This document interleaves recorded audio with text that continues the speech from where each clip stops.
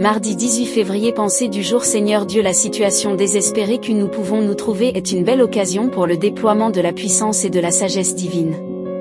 La vie divine en elle-même n'a pas de puissance, elle vient du Saint-Esprit. Les bonnes intentions ne suffisent pas. Ne négligeons pas les nombreuses occasions qui nous sont offertes de montrer autour de nous un peu du grand amour manifesté si merveilleusement par le Seigneur durant sa vie sur la terre. Dieu n'est pas le serviteur de notre volonté. Il faut connaître la sienne pour obtenir ce que nous demandons, ce n'est possible que si l'on vit très près du Seigneur, nourri de sa parole. Alors nous veillons au jugement de nous-mêmes, examinant nos désirs dans sa lumière. Motifs sont épurés et nous pouvons obtenir ce que nous demandons. Nous n'avons recherché que ce qui était conforme à la volonté de Dieu. Attribuer la création à une force indéfinie, plutôt qu'au Créateur, donne à l'athée. L'état de notre âme peut se mesurer à l'effet que produit sur nous le nom de Jésus. Dieu n'abaisse jamais le niveau de sa sainteté. La parole ne parle jamais de tolérance. Dieu s'inquiète non de l'importance des dons de l'homme, mais de l'usage que l'on en fait. Lorsque l'homme est arrivé à la fin de ses ressources, c'est une opportunité pour celle de Dieu. Dieu n'a pas transformé les ténèbres où nous étions pour les rendre lumière. Dieu nous a transportés d'un royaume à l'autre. Vous avez d'ardents désirs, écrit l'apôtre Jacques, en faisant allusion aux convoitises de nos cœurs. L'envie est à l'âme ce que la rouille est au fer, elle ronge. Ce n'est pas seulement le regret du passé qui nous gâte le présent, c'est surtout la crainte de l'avenir.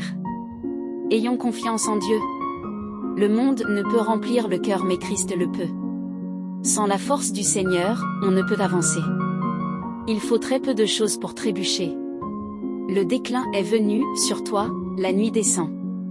Vieillir, c'est constater la faiblesse croissante de nos corps lassés par de rudes travaux, notre œil moins assuré, notre marche plus lente, et les moindres ennuis devenant des fardeaux. Vieillir, c'est aussi revenir en arrière, revivre le passé si riche en souvenirs, songer aux disparus, partis dans la lumière, vers laquelle, souvent, tendent tous nos désirs. Vieillir, c'est regarder la route parcourue, regretter nos erreurs, notre manque de foi, et bénir notre Dieu qui prépare l'issue de nos sombres tunnels, en calmant notre émoi. Vieillir, c'est par la foi, voir la porte entr'ouverte, que Dieu dans son amour révèle à notre corps, c'est faire toujours plus l'heureuse découverte que ceux qui l'ont aimé possèdent le bonheur.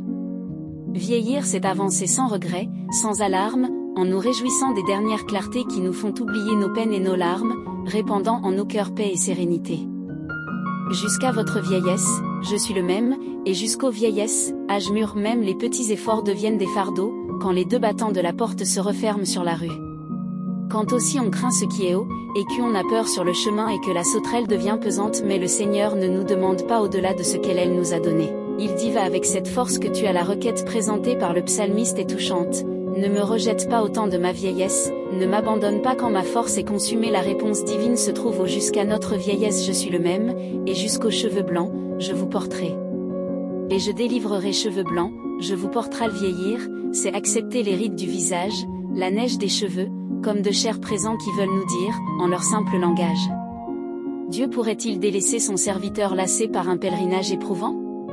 C'est impossible. Soyons prêts à encourager un frère âgé, affaibli, découragé peut-être en marchant sur les traces de notre modèle. Lorsque la découverte du Sauveur est faite par un enfant, il n'a qu'un désir témoigner autour de lui. Il faut être un témoin pour dire ce que Dieu a fait pour nous. C'est ce que nous aurons glané pour nous-mêmes que nous pourrons apporter aux autres. Nous ne pouvons communiquer que ce que nous avons reçu. Le monde ne lit pas la Bible mais il lit dans nos vies. Nous devons lui offrir la réalité de vie transformée par la puissance de Dieu. Nous ne pouvons pas nous rendre compte combien le témoignage est puissant dans un homme chez qui le Seigneur habite. Que se passera-t-il si le vase est brisé? La lumière resplendira. Lorsque la découverte du Sauveur est faite par un enfant, il n'a qu'un désir, témoigner autour de lui. Il faut être un témoin pour dire ce que Dieu a fait pour nous. Ne renions-nous pas parfois notre Seigneur, ne serait-ce que par un silence? Le chrétien ne peut pas produire de fruits, mais il peut en porter. Il ne faut pas démontrer Dieu, mais le montrer par notre conduite. Si nous voulons parler du Seigneur Jésus autour de nous, il faut que notre conduite et notre marche soient en accord avec ce que nous disons. Pour cela, il faut vivre près du Seigneur. Ne croyons pas que notre christianisme se réduit à une promenade, ce doit être une vie de témoignage. La ferveur spirituelle, l'intérêt pour la parole, l'amour fraternel sont souvent inversement proportionnels au bien-être matériel dont nous jouissons. Et il ne faut pas démontrer Dieu, mais le montrer. Un chrétien qui n'est pas crucifié au mondiste une pierre d'achoppement pour quiconque cherche à suivre Christ. Quand la chair agit dans un chrétien, on voit un homme, hélas. Mais quand c'est esprit, on voit un chrétien. L'influence s'exerce plus encore par ce que l'on est que par ce que l'on fait. Plus nous avançons, plus le témoignage du Seigneur sera caractérisé par la faiblesse et la pauvreté. C'est une raison pour nous encourager à être fidèles, à veiller et à être sobres, à avoir du cœur pour Christ. Le monde ne peut voir la source divine qui est en nous, mais il peut voir la qualité de l'eau qui coule. Je ne regarde pas ce que j'ai fait mais ce qui me reste à faire.